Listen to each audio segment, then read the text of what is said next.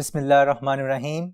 अस्सलाम वालेकुम students, I am your class teacher Sultan Mahmood. और आज जो है हम जो एवरेज डिस्कस करने जा रहे हैं वो है मॉड। इससे पहले हमने अरिथमेटिक मीन, ज्योमेट्रिक मीन और हार्मोनिक मीन को डिस्कस किया था। वो तीनों मैथमेटिकल एवरेजेस थी। अब हमारी पहली पोजिशनल एवरेज जो है वो मॉड है। तो आइए देखते हैं मॉड कैसे कैलकुलेट करते हैं, डिफरेंट किस्म के डाटा के लिए ये कैसे यूज़ किया जाता है।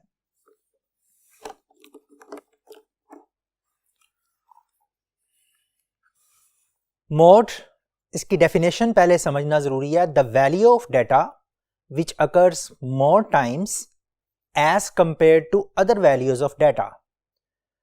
डाटा की ऐसी वैल्यूज जो दूसरी वैल्यूज के मुकाबले में ज़्यादा दफ़ा आ रही हो वो मॉड कहलाती है। यहाँ पर आपके पास देखें, इसके एग्जाम्पल में मैंने क्या कहा है, आपके पास ये 5 वैल्यूज हैं 2, 3, 3, 5 एंड 7। ये वैल्यू जो 3 है ये इन वैल्यूज के मुकाबले में ज़्यादा दफ़ा आ रही है, तो ये वाली वैल्यू जो होगी ये आपका मॉड कहलाएगी। स्टूडेंट, समटाइम्स मॉड को जो है डेफिनेशन के तौर पर यूं भी लिखा जाता है, the most frequent value of the data is called mod.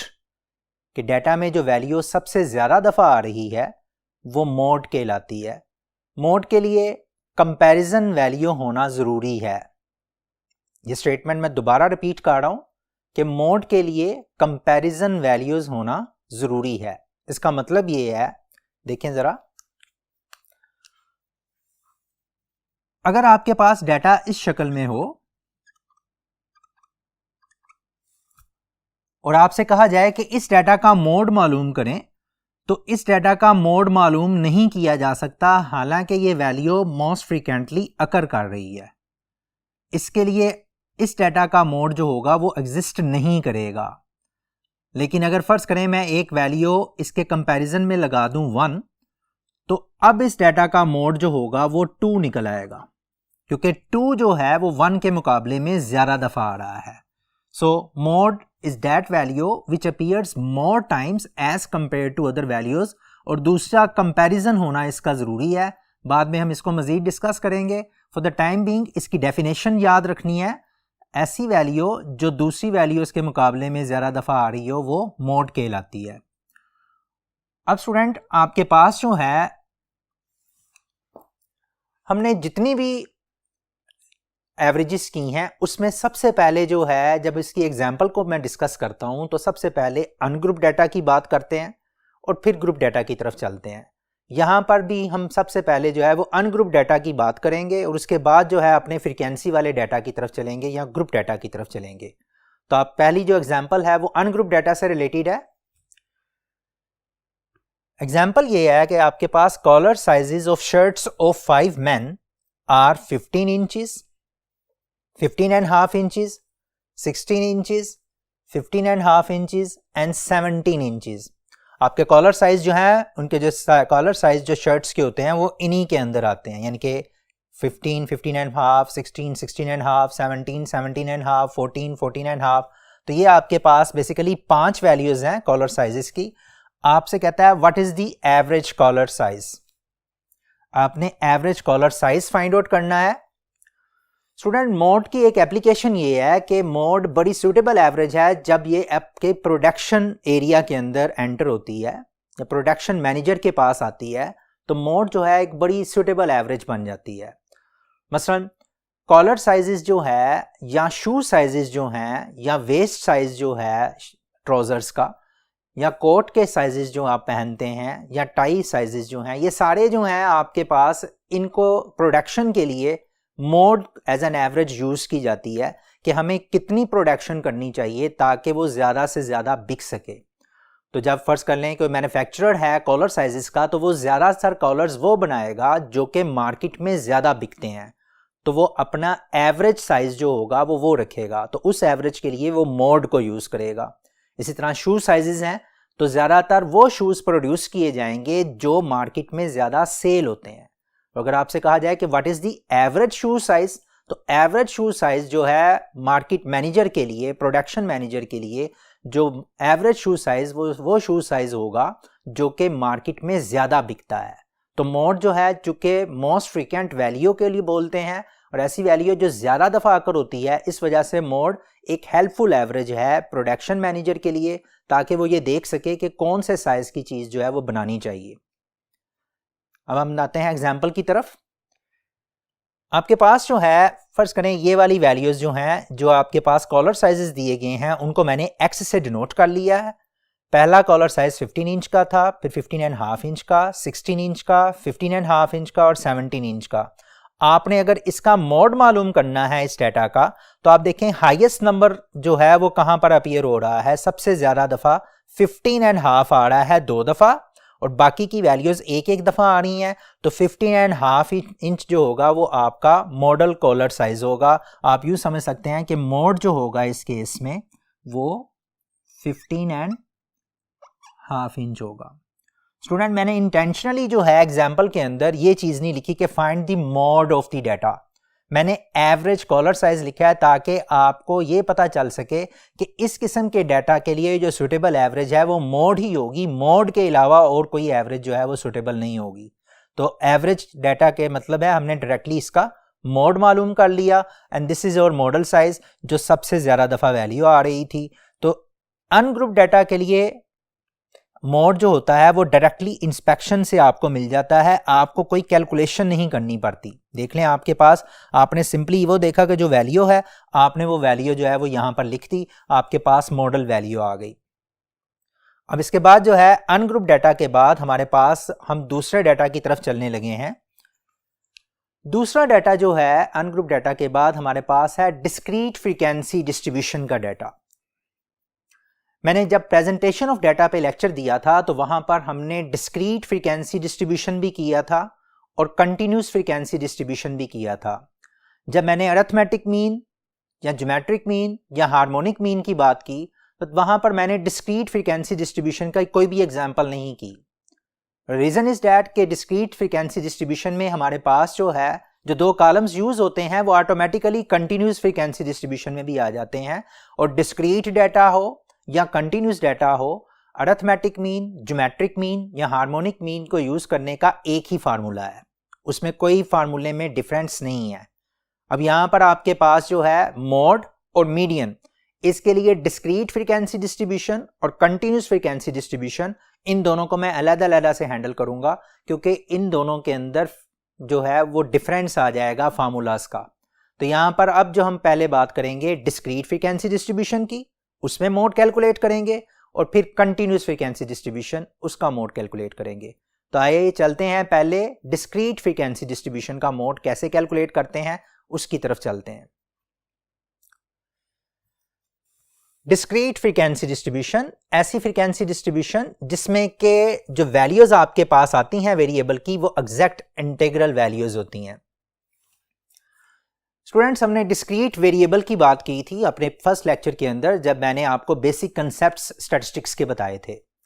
मैं उसको दोबारा से रिपीट कर रहा हूं कि आपके पास जब जो डिस्क्रीट वेरिएबल होता है वो काउंटिंग का नतीजा होता है, यानी कि आपने कोई चीज़ काउंट की है और काउंट करने के बाद जो आपका रिजल्ट आया है वो डिस्क्रीट वेरिएबल की वैल्यू होगी।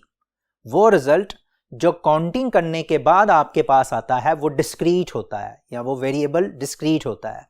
तो डिस्क्रीट वेरिएबल जो होता है ऐसा वेरिएबल जिसमें एग्जैक्ट इंटीजर की शक्ल में आपका आंसर आता है। आप नंबर्स की शक्ल में बात करते हैं, इंटीजर्स की शक्ल में बात करते हैं, उसमें आपका पॉइंट नहीं होता।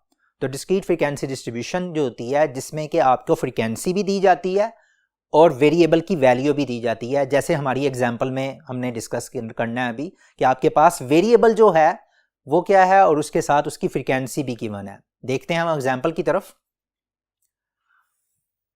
ये एग्जाम्पल है आपके पास, मैंने जो वेरिएबल इसमें कंसिडर किया है वो है नंबर ऑफ टाइपिंग एरर्स, और दूसरी साइड पे जो है नंबर ऑफ पेजेस हैं। यहां पर जो है वो मैंने एक 100 पेज की एक किताब है, फर्ज करें एक बुक है जिसके 100 पेजेस हैं, और उस 100 पेजेस के अंदर उस बुक में आपके पास टाइपिंग एरर्स भी मौजूद हैं, कुछ पेजेस के ऊपर कुछ टाइपिंग एरर्स हैं। हम डाटा को पहले रीड कर लेते हैं कि हमें इंफॉर्मेशन क्या गिवन है। इंफॉर्मेशन हमें यह गिवन है कि 100 पेजेस की किताब में से 37 पेजेस ऐसे हैं जिन पे कोई टाइपिंग एरर नहीं है, 20 पेजेस ऐसे हैं जिनमें एक टाइपिंग एरर है, एक टाइपिंग एरर वाले 20 पेजेस हैं। 32 पेजेस ऐसे हैं जिनमें दो टाइपिंग एरर्स हैं, और 11 पेजेस ऐसे हैं जिनमें 3 टाइपिंग एरर्स हैं। तो यहाँ पर हमारे पास डाटा की अंडरस्टैंडिंग करना बहुत ज़रूरी है कि जो डाटा आपको दिया हुआ है वो क्या इंफॉर्मेशन आपको प्रोवाइड कर रहा है। यहाँ पर अब आपके पास 100 पेजेस की किताब में ये नंबर ऑफ पेजेस हैं और ये उनकी टाइपिंग एरर्स हैं। आपने ये देखना है कि सबसे ज़्यादा टाइपिंग एरर जो है वो कितने पेजेस के ऊपर हुई है। अब आप इसको देखने के लिए, इसका मोड मालूम करने के लिए, सबसे पहले तो हम मोड के लिए नोटेशन जो यूज करनी है वो एक्स कैप, जैसे मीन की नोटेशन होती थी एक्स बार, मोड की नोटेशन जो है वो एक्स कैप है। कन्वेंशनली हम इसे एक्स कैप से डिनोट करते हैं, कन्वेंशनली हम इसे एक्स कैप से डिनोट करते हैं। वाई कैप भी हो सकता है, जी कैप भी हो सकता है, डिपेंडिंग जोन सा भी वेरिएबल आप यूज कर रहे हैं। अब एक्स कैप की वैल्यू अगर आप मालूम करना चाहते हैं, मोड की वैल्यू मालूम करना चाहते हैं, तो सबसे पहले आपने ये देखना है कि आपके पास फ्रीक्वेंसी वाला कॉलम जो है वो ये है, नंबर ऑफ पेजेस वाला, ये आपकी फ्रीक्वेंसीज हैं। मैं इसको रेड से हाईलाइट कर रहा हूं, ये है मेरे पास फ्रीक्वेंसी, और ये वाला जो टाइपिंग एरर है ये आपके पास एक्स की वैल्यूज हैं, वेरिएबल की वैल्यूज। जब डिस्क्रीट फ्रीक्वेंसी डिस्ट्रीब्यूशन होती है तो जो वैल्यू आपको रेगुलर पैटर्न पे नजर आ रही हैं वो आपकी वेरिएबल की वैल्यू है, और जो हैपोहैज़र्डली चल रही हैं, रैंडमली चल रही हैं, वो आपके पास फ्रीक्वेंसीज होती हैं। अब आपके पास जो है नंबर ऑफ पेजेस यहाँ पर है, और ये आपके पास एक्स जो है टाइपिंग एरर्स हैं। आप देखना चाहते हैं कि मैक्सिमम वैल्यू जो है, यानी कि मोड आपका क्या होगा। इस सूरत में मोड निकालने के लिए आपको सिंपली ये करना है कि आपकी जो हाईएस्ट फ्रीक्वेंसी है उसको आप आइडेंटिफाई कर लें। मैक्सिमम फ्रीक्वेंसी जो इसमें आपको दी हुई है, मैक्सिमम फ्रीक्वेंसी इस केस में जो मेरे पास आ रही है वो है जी 37। This is my maximum frequency. इसको आप जो है मैक्सिमम फ्रीक्वेंसी को आप FM से डिनोट कर लेते हैं। FM stands for maximum frequency या मॉडल फ्रीक्वेंसी। अब इस मैक्सिमम फ्रीक्वेंसी के सामने जो है एक्स की वैल्यू जो अवेलेबल है ये है, मैक्सिमम फ्रीक्वेंसी के सामने एक्स की वैल्यू जो अवेलेबल है वो 0 है। इसका मतलब ये है कि 0 जो है वो 37 टाइम्स आ रहा है। अगर आप डाटा को अनग्रुप फॉर्म में लिखें तो आप यूं लिखेंगे 0 0 0 0, 37 टाइम्स 0 लिखेंगे, 20 टाइम्स 1 लिखेंगे, इसी तरह से 32 टाइम्स 2 लिखेंगे, यानी कि आप 32 टाइम्स ये लिखते हैं, 37 टाइम्स ये, और 3 टाइम्स जो है 11 जो है वो 3 टाइम्स लिखेंगे, 11, ये 3 जो है वो 11 टाइम्स लिखेंगे, 3 3 3 3, ये 11 टाइम्स लिखेंगे। तो सबसे ज्यादा दफा आपने 0 लिखा ना 37 टाइम्स, तो इस वजह से 0 ही आपका मोड होगा। ये मैंने आपको मोड को अनग्रुप फॉर्म के अंदर जो भी हमने समझा इससे पहले उसकी बात की है। अगर फर्ज करें ये अनग्रुप फॉर्म में मैं नहीं करता तो आप डिस्क्रीट फ्रीक्वेंसी डिस्ट्रीब्यूशन से मोड जो है वो इजीली पिक कर सकते हैं। डिस्क्रीट फ्रीक्वेंसी डिस्ट्रीब्यूशन का मोड कैसे निकलेगा, यहां पर आपने जो मैक्सिमम फ्रीक्वेंसी अवेलेबल है उसके सामने जो वेरिएबल की वैल्यू है 0, this is your required mode. आपके पास x इज इक्वल टू 0, आप 0 जो है ये आपका आंसर आ जाएगा कि मोड की वैल्यू 0 होगी। 37 is not your mode. Students जो हैं ये अक्सर मिस्टेक करते हैं कि जो मैक्सिमम फ्रीक्वेंसी होती है उसी को मोड कंसिडर कर लेते हैं। मैक्सिमम फ्रीक्वेंसी मोड नहीं है। जो मैक्सिमम फ्रीक्वेंसी के सामने वेरिएबल की वैल्यू है, जो x की वैल्यू है, that will be your mode. तो मैक्सिमम फ्रीक्वेंसी के सामने जो x की वैल्यू है ये मैक्सिमम फ्रीक्वेंसी, और इसके सामने जो x की वैल्यू है ये आपका मोड है। आपके पास मोड ये निकल आया। इसके बाद इसको रीजन भी दे देनी है, बिकॉज, यहीं पर साथ बता दें, because FM is equal to 37, that's it.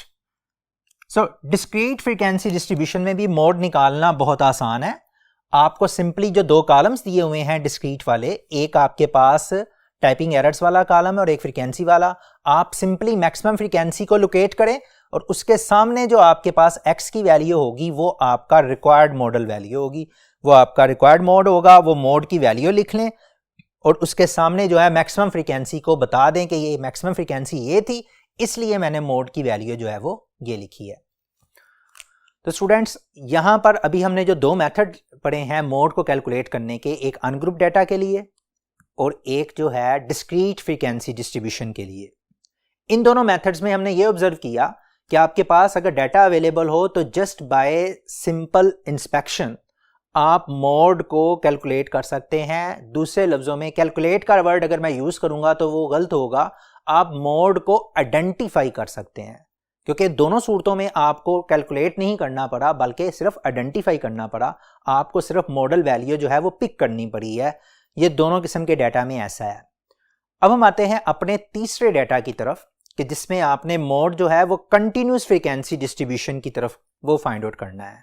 तो तीसरे डाटा में कंटिन्यूस फ्रीक्वेंसी डिस्ट्रीब्यूशन की तरफ चलते हैं।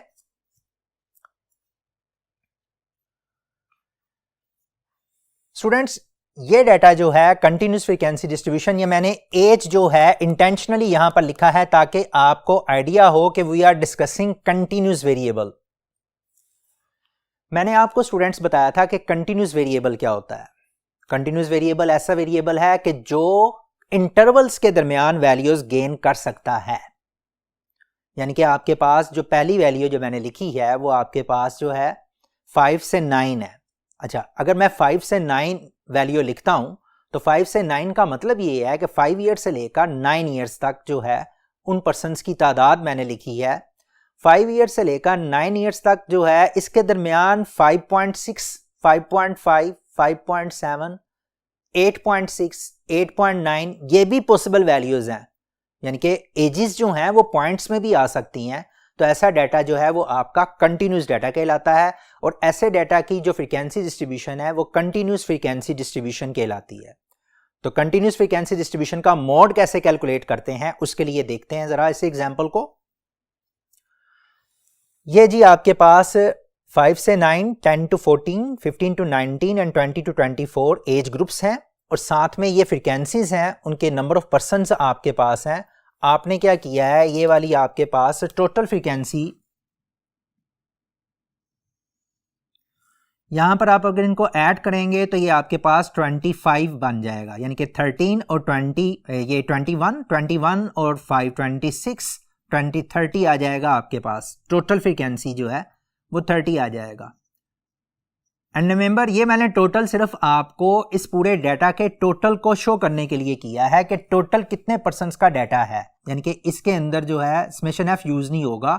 मीडियन के अंदर जो है वहां पर हम समेशन एफ को एन की शक्ल में यूज तो जरूर करेंगे, लेकिन यहां पर समेशन एफ जो है वो यूज नहीं होगा। अब ये कैसे यूज नहीं होगा, क्योंकि इसमें आपके पास मोड का फार्मूला जरा आप देखें नीचे, मोड के फार्मूले की तरफ आते हैं। मोड के फार्मूले में आपके पास डिफरेंट वैल्यूज आपके सामने नजर आ रही हैं आपको, FM, F1, FM, F1। याद रखें फार्मूले को याद करने का तरीका है कार, FM माइनस F1, यही ब्रैकेट नीचे रिपीट हो रही है, FM minus F1 plus FM minus F2। Symmetrically चलेंगे तो बात जेन में रह जाएगी, ये माइनस F1 है और ये माइनस F2 है, मल्टीप्लाइड बाय एच। इसमें एच जो है इससे आप वाकफ हैं, मैं बाद में फिर दोबारा इस पे बात करेंगे। एल क्या चीज है, FM, F1, F2 ये सारी चीजें क्या है, ये कोई इतनी मिस्टीरियस चीजें नहीं है, हम बड़ी आसानी से डाटा से ये पिक कर सकते हैं। फॉर द टाइम बिंग अगर आप FM की बात करें तो आपके पास जो है FM जो है वो ये वैल्यू है, मैक्सिमम फ्रीक्वेंसी 13 जो है वो आपका FM है, यानी कि यहां पर अगर मैं FM की वैल्यू पुट करूंगा तो that value will be equal to 13। फिर मैं F1 जो है वो FM से पिछले वाली वैल्यू F1 और F2 जो है जो आपको नजर आ रहा है डाटा पे वो FM से अगले वाली वैल्यू F2। अब देखें हमारे पास ये तीनों वैल्यूज जो हैं हमने इजीली आइडेंटिफाई कर ली। FM की जो नेबरिंग वैल्यूज हैं, यानी कि जो इसके नेबर्स में हैं, चाहे वो इससे एक, चाहे इसके बाद फर्ज कर लें 13 है और यहां पर आपके पास जो है वो 7 है, फिर इसी तरह से ऊपर वैल्यू जो है वो 8 है, तो FM और F1 जो होगा वो आपके पास 7 होगा उस केस में, और उससे आगे जो है पीछे अगर 8 है तो उससे कोई फर्क नहीं पड़ता, छोटी बड़ी वैल्यू से कोई फर्क नहीं पड़ना। आपने सिंपली ये देखना है कि FM की नेबरिंग फ्रीक्वेंसीज कौन कौन सी हैं। FM ये है, इसके नेबर में ये है, इधर इधर इसके नेबर में ये है। ये 3 वैल्यूज आइडेंटिफाई कर लें। इसके बाद बात रह गई L की और H की। L आपने कैसे फाइंड आउट करना है? बेसिकली L जो है वो लोअर क्लास बाउंड्री है। ये मैं नीचे लिख रहा हूं, L is equal to lower class boundary of modal class. जी students, class boundary, class boundary और क्लास लिमिट का कंसेप्ट जो है उसको मैं दोबारा से रिवाइज कर रहा हूं। जरा देखिएगा, रिपीट कर रहा हूं, ध्यान से सुनिएगा। मैंने क्लास लिमिट्स के लिए कहा था कि ये नॉन ओवरलैपिंग इंटरवल्स होते हैं, जैसे कि हमारे पास डाटा के अंदर मौजूद हैं। ये क्लास लिमिट्स हैं। 9 के बाद 10, 14 के बाद 15, 19 के बाद 20। अगर यहां पर फर्ज करें 10 होता और दोबारा से यही 10 दोबारा रिपीट हो रहा है तो that will be your class boundaries. या यहां पर जो नंबर होता है वही नंबर दोबारा नीचे रिपीट हो तो वो क्लास बाउंड्री कहलाता है। हमारे पास जो है लोअर क्लास बाउंड्री की हमें जरूरत है हमारे डाटा के लिए। अब ये क्लास बाउंड्री में इन नॉन ओवरलैपिंग इंटरवल से हमने ओवरलैपिंग इंटरवल्स की तरफ चलना है। अब वो ओवरलैपिंग इंटरवल्स कैसे बनाने हैं, वो क्लास बाउंड्रीज कैसे बनानी है, उसके लिए जरा बात को गौर से सुनना है। देखिए मैं क्लास बाउंड्रीज बनाने लगा हूं।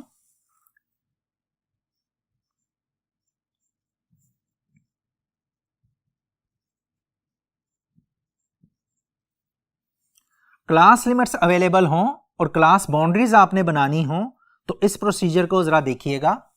आपने पहले ये देखना है जो क्लास लिमिट्स अवेलेबल हैं, आपके पास जो पहली क्लास है फर्स्ट क्लास, इस क्लास की अपर लिमिट जो है वो 9 है और जो नीचे वाली क्लास है सेकंड क्लास, इस क्लास की लोअर लिमिट जो है वो 10 है। ये अपर लिमिट है, ये इसकी लोअर लिमिट है। आपने बेसिकली इन दो वैल्यूज को सेम करना है। ऐसा ही है, 9 और 10 अगर सेम हो जाएं तो तब आप में ये क्लास बाउंड्रीज बन जाएंगी। हमने यही काम यहां पर करना है। इनको सेम कैसे करना है देखें। इनको सेम करने का तरीकाकार ये है कि आप देखें कि इन दोनों वैल्यूज के दरमियान गैप कितनी वैल्यूज का है। 9 और 10 में एक ही यूनिट का गैप है। आप क्या करें, ये इन दोनों को माइनस कर लें पहले, 10 - 9, और इस गैप को 2 पे डिवाइड कर दें। पहले ये दो गैप जो है वो असेस कर लें कि आपका गैप कितना है। गैप निकालने का तरीकाकार क्या है कि नीचे वाली लिमिट में से ऊपर वाली लिमिट जो है इस साइड पे जो ओब्लीक चल रही है उन दोनों को माइनस करें और उस गैप का हाफ कर लें। हाफ करेंगे तो आपके पास आ जाएगा 1 divided by 2 is equal to 0.5, 0.5 आ जाएगा आपका।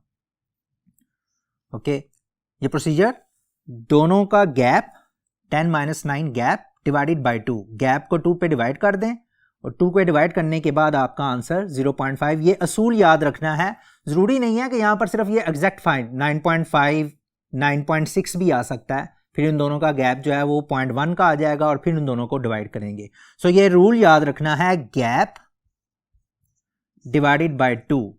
जो भी आंसर आएगा उस आंसर को, जैसे ये हमारे पास आंसर आया है, इस आंसर को जो है वो आप 0.5 जो है वो लोअर लिमिट में से माइनस करेंगे और अपर लिमिट के अंदर ऐड कर देंगे। यानी कि ये वाला जो 0.5 आया है इसको 5 में से माइनस करेंगे। देखें 5 - 0.5 और 9 में इसे ऐड कर देंगे, 9 + 0.5। सो स्टूडेंट्स आप ये ऑब्जर्व करेंगे 5 में से 0.5 अगर मैं माइनस करता हूं तो मेरे पास आंसर आता है 4.5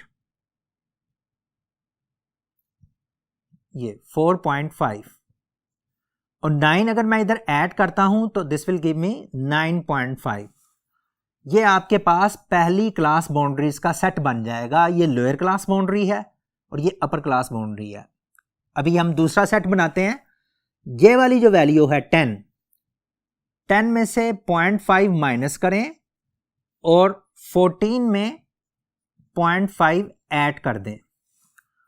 आपके पास जो रिजल्टेंट वैल्यूज आएंगी 10 में से 0.5 माइनस करेंगे तो आपके पास आ जाएगा जी 10 - 0.5 करेंगे तो 9.5 और 14 में 0.5 ऐड करेंगे तो प्लस ये गैप के साथ 14 प्लस ये करेंगे तो 14.5। फिर अगली क्लास बाउंड्री आगे देखें, आपके पास जो है ये 9.5 है, नीचे वाली क्लास में देखें वो भी 9.5 आ गया। इसका मतलब है क्लास बाउंड्रीज जनरेट होना शुरू हो गई हैं। 15 माइनस 0.5, 19 प्लस 0.5। 15 में से 0.5 माइनस करेंगे तो आपके पास आ जाएगा 14.5 और इसमें ये ऐड करेंगे तो 19.5। यहां पर अब आपके पास 20 माइनस 0.5 एंड 24 प्लस 0.5। 20 में से 0.5 माइनस करेंगे तो 14.5 और ये ऐड करेंगे तो 24.5। नो अब आप देखें कि आपके पास ये जो आप आई हैं वैल्यूज, ये सारी आपकी क्लास बाउंड्रीज वाला डाटा आ गया है। 9.5 9.5 14.5 पे, फिर दोबारा 14.5 19.5 है, यहां पर आपके पास ये 19.5 दोबारा आ जाएगा। तो इसका मतलब है कि ये डाटा जो है ये क्लास बाउंड्रीज का डाटा है और ये वाला डाटा जो था ये आपके पास क्लास लिमिट्स का डाटा था। तो क्लास लिमिट्स से डाटा से क्लास बाउंड्रीज के डाटा को आपने लेकर आना है। इस प्रोसीजर को दोबारा समझ लेना। सबसे पहले आपने गैप निकालना है, उसको 2 पे डिवाइड करें, 0.5 आ गया। जो भी आंसर आए यहाँ पर जरूरी नहीं है कि 0.5 आए, मैंने पहले भी बताया आपको। अब जो भी आंसर आएगा उसको लोअर लिमिट में से माइनस कर दे जाएं और अपर लिमिट में वो ऐड करते जाएं। आपके पास ऑटोमेटिकली क्लास लिमिट्स जो है वो क्लास बाउंड्रीज में कन्वर्ट हो जाएंगी। नाउ स्टूडेंट्स, हमारे पास जो है अब मोड की वैल्यू अगर आप मालूम करना चाहते हैं तो मोड की वैल्यू निकालने के लिए यहां पर ये फार्मूला जो है आपके पास अवेलेबल है। Mode is equal to lower class boundary of the modal class. Modal class इसमें कौन सी है? जो मैक्सिमम फ्रीक्वेंसी वाली क्लास है ना वो आपकी मॉडल क्लास है। मैक्सिमम फ्रीक्वेंसी ये एफएम है। एफएम की जो सामने आपकी लोअर क्लास बाउंड्री ये एफएम है, इसके सामने जो लोअर क्लास बाउंड्री है वो 9.5 है और जो अपर क्लास बाउंड्री है वो 14.5 है। ये लोअर क्लास बाउंड्री, ये अपर क्लास बाउंड्री। ये आपके पास जो है 9 जो है ये एल है दूसरे लफ्जों में, यानी कि लोअर क्लास बाउंड्री के लिए मैंने ये एल की जगह ये लिख दिया, एल इज इक्वल टू 9.5। यानी कि जहां पर हमारे डाटा में एल आ रहा है उस एल की जगह पर मैं 9.5 जो है वो प्लेस कर सकता हूं। यहां पर अगर फर्ज करें मैं 9.5 लिखता हूं, एल की जगह पर 9.5 प्लस एफएम, एफएम की जगह पर आ जाएगा 13। F1, F1 की जगह पर आ जाएगा 8 डिवाइडेड बाय, ये ब्रैकेट लगा दिया साथ में मैंने। इसी तरह 13 minus 8 FM minus F1, 13 minus 8 plus यहां पर अब आपके पास FM जो है वो भी 13 माइनस F2, F2 5 है आपका, मल्टीप्लाइड बाय H, H आपका इंटरवल है। इंटरवल आपके पास क्या है जी? अब इंटरवल मालूम करने के लिए आपने क्या करना है कि ये जो क्लास बाउंड्रीज आपने निकालनी है, क्लास बाउंड्रीज का आप वर्टिकल डिस्टेंस देख लें या हॉरिजॉन्टल डिस्टेंस देख लें, आपके पास H की वैल्यू निकल आएगी। H निकालने का मतलब यह है कि आपने इंटरवल देखना है कि क्लासेस के दरमियान इंटरवल कितनी वैल्यूज का है। अब देखें, फर्ज करें आप 9.5 और 14.5 का इंटरवल लेते हैं तो 5 निकलता है। 14.5 में से 9.5 माइनस करें 5 आएगा। आप 9.5 में से 4.5 माइनस करें तब भी 5 आएगा। इधर से आप 5 कर लें, यानी कि ये थ्रू आउट 5 का गैप है। इधर भी आप देखेंगे तो थ्रू आउट 5 का गैप है। आप अगर इधर भी देखेंगे ना 9, 14 फिर 19 और ये भी गैप आपको 5 का नजर आएगा। 9 के बाद 14, 14 के बाद 19 और फिर 24। यहां पर भी गैप जो है वो 5 का है। 5 के बाद 10, 10 के बाद 15, 15 के बाद 20। सो आसान तरीका गैप को देखने का यह है कि आप वर्टिकली उस गैप को ऑब्जर्व कर लें तो आपके पास वो H की वैल्यू निकल आएगी। चाहे आप क्लास लिमिट से वर्टिकल देख लें, चाहे आप क्लास बाउंड्री से वर्टिकल देख लें। एक चीज ये, अगर आप हॉरिजॉन्टल देखें तो क्लास बाउंड्रीज को यूज करें। क्लास बाउंड्रीज में हॉरिजॉन्टल अगर आप गैप देखेंगे तो 14.5 और 9.5 का डिफरेंस भी 5 है। 19.5 और 14.5 का डिफरेंस भी 5 है।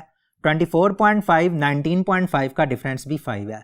क्लास बाउंड्रीज के केस में दो ऑप्शंस हैं, चाहे आप वर्टिकल गैप देख लें तमाम वैल्यूज के दरमियान, चाहे उस पर्टिकुलर क्लास की क्लास बाउंड्रीज का हॉरिजॉन्टल गैप देख लें, तब भी आपके पास गैप जो है वो h के इक्वल निकल आएगा।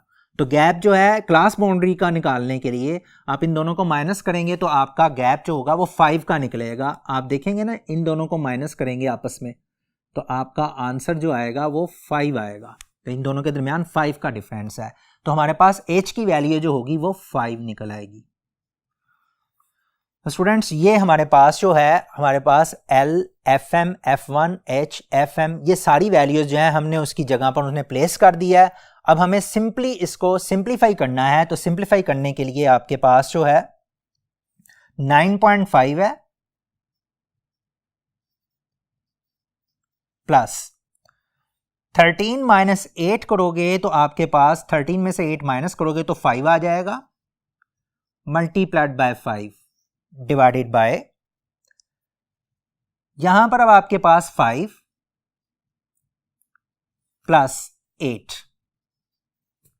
ये आ जाएगा आपके पास। फाइनली यहां पर 9.5 प्लस ऊपर अगर आप मल्टीप्लाई करोगे दोनों को तो आपके पास आएगा 25 और नीचे जब आप दोनों को ऐड करोगे तो 13 आ जाएगा। सो स्टूडेंट हमने आखिरी हिस्सा जो है यहां पर मैं ब्लैक से शो कर रहा हूं, यहां पर आकर आप क्या करें, इसको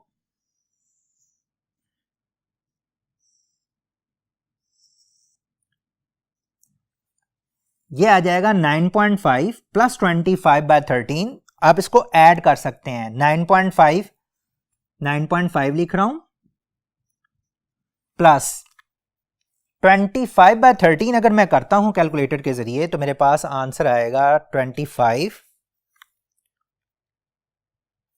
देखें 25 divided by 13, my answer is 1.92।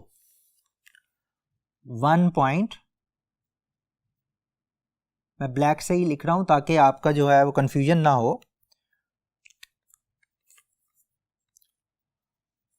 1.92 और इन दोनों को ऐड करेंगे ना आपको तो फाइनल आंसर आपका मोड का आ जाएगा 9.5 प्लस 1.92, योर आंसर इज 11.42। ये 11.42 जो है ये आपकी एवरेज एज निकल आएगी यूजिंग मोड। तो स्टूडेंट्स आपने ये ऑब्जर्व किया कि मोड के फाइंड आउट करने के लिए हमें एक एक्स्ट्रा कॉलम आज हमने इंट्रोड्यूस करवाया। वो एक्स्ट्रा कॉलम कौन सा था? वो था क्लास बाउंड्रीज का कॉलम, कि आपके क्लास लिमिट्स हों, क्लास बाउंड्रीज हों, और साथ में जो हमने चीज़ इंट्रोड्यूस करवाई वो थी FM, F1 और F2। हमें ये वाला फार्मूला अवेलेबल होता है, इस फार्मूले में अगर आप सारी वैल्यूज़ को प्लग इन करें तो आपका फाइनल आंसर जो है वो इस तरह से आप निकाल सकते हैं 9.5। पहले आपने ये करना है कि जो डिवीजन वाला फैक्टर है उसको आंसर निकालकर उसमें 9.5 को ऐड करना है। यहां पर आप देखें मैंने पहले 25 और 13 को ऐड किया, मेरा 1.92 आया और उसमें मैंने 9.5 ऐड किया तो मेरा आंसर 11.42 निकला। दिस इज हाउ स्टूडेंट्स हम जो है मोड कैलकुलेट कर सकते हैं फ्रीक्वेंसी डिस्ट्रीब्यूशन का। सो आज जो हमने कैलकुलेशन प्रोसीजर सीखे मोड को कैलकुलेट करने के और उसकी डेफिनेशन भी हमने की। The most frequent value of the data are the value which appears more times as compare to other values. और दूसरा हमने देखा कि इसमें अनग्रुप डाटा और फ्रीक्वेंसी डिस्ट्रीब्यूशन जो कि डिस्क्रीट वेरिएबल से रिलेटेड होगी, उस डाटा का जो मोड अगर आप मालूम करना चाहते हैं तो वो जस्ट बाय इंस्पेक्शन मालूम कर लिया जाता है। लेकिन जब आप कंटिन्यूस डाटा की तरफ आते हैं और मोड मालूम करना चाहते हैं तो उसके लिए आपको क्लास बाउंड्रीज का कॉलम भी डेवलप करना पड़ता है और उसके साथ आपने मैक्सिमम फ्रीक्वेंसी और F1 और F2 कैलकुलेट करना पड़ता है और उसके बाद आपका फाइनल आंसर निकलता है। हमारा आज का लेक्चर जो है यहाँ पर ख़त्म होता है। आज का लेक्चर के बाद जो है नेक्स्ट लेक्चर के अंदर इंशाल्लाह जो है हम मीडियन की तरफ आएंगे और उस पर हम देखेंगे। तब तक के लिए खुदा हाफिज़, अपना ख्याल रखिएगा, टेक केयर।